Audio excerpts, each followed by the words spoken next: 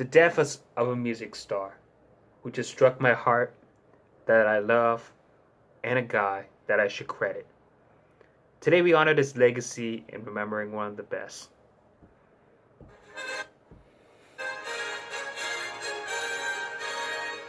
From NBC World News headquarters in Anaheim, this is Nightly News with Bryan. Reporting tonight, Bryan.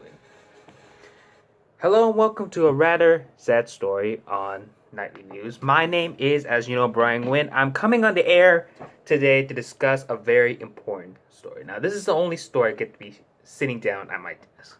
And 2 days ago, the world had lost Jarreau, a singer who spanned jazz, pop, and R&B, had passed away at the age of 76. His death was announced by his manager, Joe Gordon, who released a statement.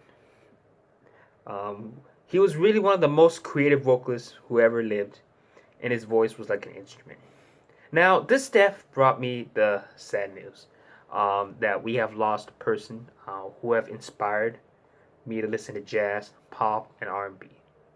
Now, Jarreau was a person that I would listen to when I was 14-ish. I would listen to his first ever albums when I was 14 years old, and to this day, I would credit him as the best man. I have listened to him still, Breaking Away. His album was probably one of the best ones I heard in 2007 when I was a kid.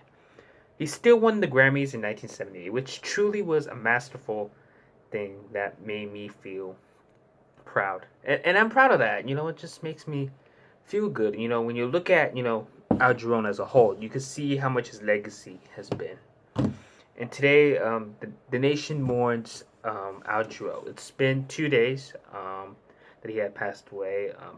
And he was a good guy. He was a really fine person.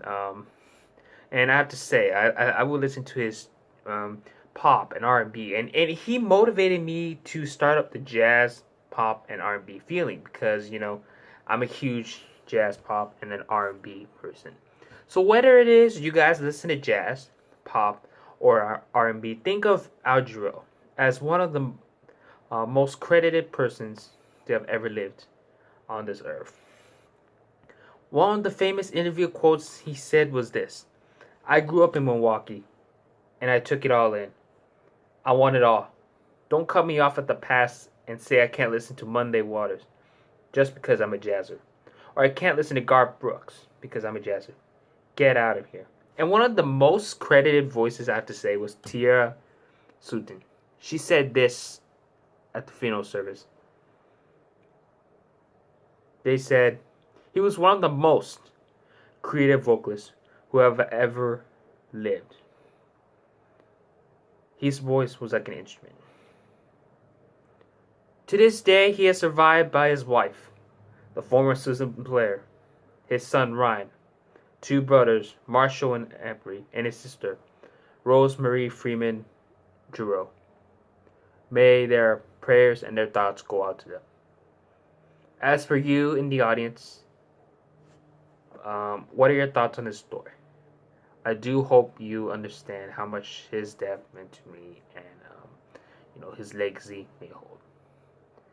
May Almighty God hold him together as one great nation, indivisible, with liberty, one nation under God.